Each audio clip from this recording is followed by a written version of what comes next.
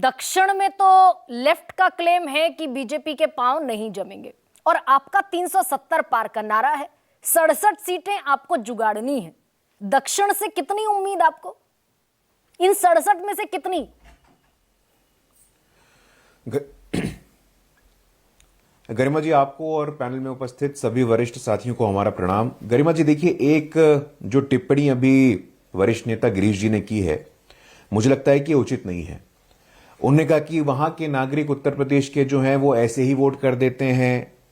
तो ये प्रदेश प्रदेश के नागरिकों के विवेक पे भेदभाव करना, और यही इनके नेस्तनाबूद होने का कारण है।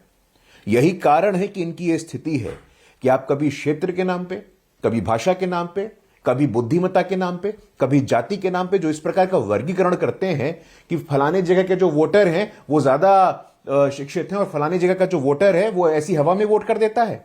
देखिए साहब, ये देश में लोकतंत्र है और इस देश के लोकतंत्र की नींव में लोक है।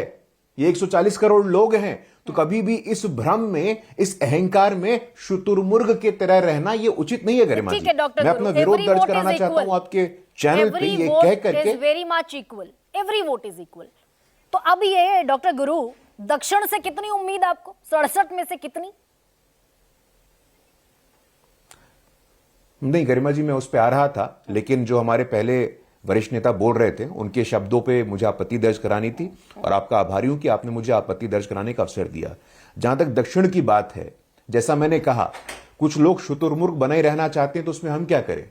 आज देश के इतिहास में पहली बार कोई महिला वित्त मंत्री बनी है। वो कहां की रहने वाली, मैं पूछना चाहता हूं।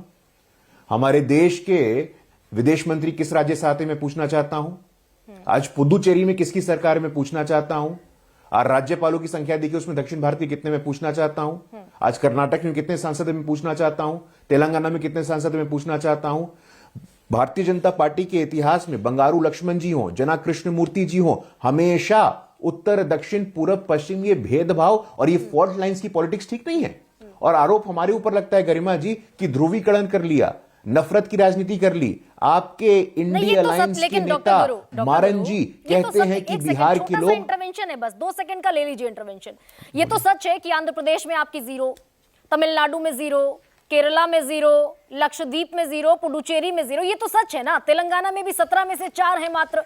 भाई अगर कंपैरिजन होगा तो एक तरफ दिल्ली में 7 की 7, हिमाचल में 4 की 4, हरियाणा में 10 की 10, एक तरफ ये कंपैरिजन खड़ा है और दूसरी तरफ ये कंपैरिजन खड़ा है जहां 5 राज्यों में आप 0 पर हैं।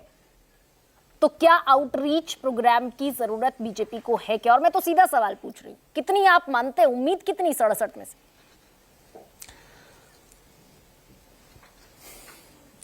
दो सेकेंड के नाम पे आपने समय ले लिया, लेकिन चलिए गरिमा जी, बहुत दिनों बाद आया हूं, मैं कुछ नहीं बोलूंगा आपको। 2 भारत रत्न पुरानी दे बात दिया को पूरा आपने कर दूं, दक्षिण से। हमारे ऊपर आरोप लगता है ध्रुवीकरण, हमारे ऊपर आरोप लगता है ध्रुवीकरण का, हमारे ऊपर आरोप लगता है नफरत का। लेकिन गरिमा जी, मैं आपसे पूछना चाहता हूं, दयानिधि मारन किस पार्टी के नेता हैं? इंडिया अलायंस के, डीएमके के नेता हैं। क्या बोले थे?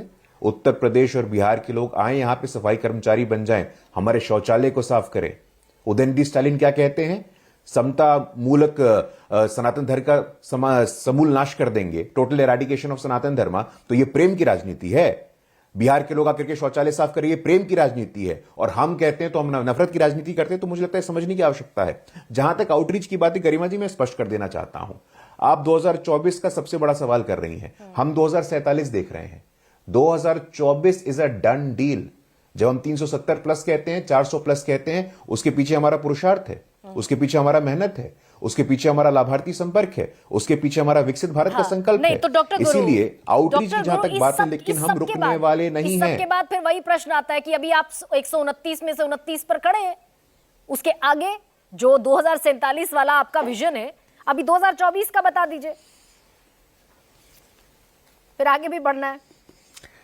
गरिमा जी देखिए, मेरे पास आंकड़ा है गरिमा जी, कर्नाटक में 1980 से लेकर के आज तक के चुनाव के, आंध्रा के, ये एक पुस्तक है, मैं पुस्तक के आधार पर बात करता हूं। प्रोफेसर नलिन मेहता है, नेशनल यूनिवर्सिटी ऑफ सिंगापुर के, उन्होंने डेटा के आधार पर बताया कि किस प्रकार दक्षिण में भारतीय जनता पार्टी काम कर रही है।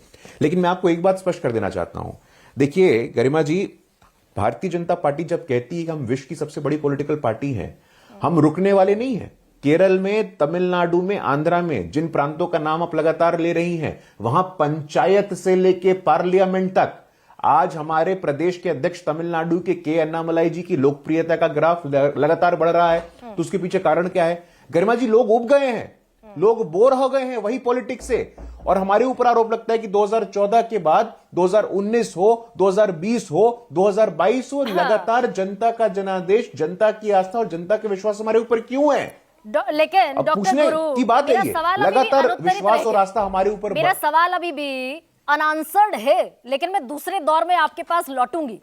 कर्नाटक गंवा दिया आपने, तेलंगाना में वोट शेयर बढ़ा, सरकार नहीं बनी। इकलौता आपके पास सरकार थी ना कर्नाटक में, दक्षिण के राज्य में, वो नहीं बना पाए आप। लेकिन ठीक है, मैं उस आउटरीच पर भी आऊंगी। मेरे साथ मनीष भी हैं।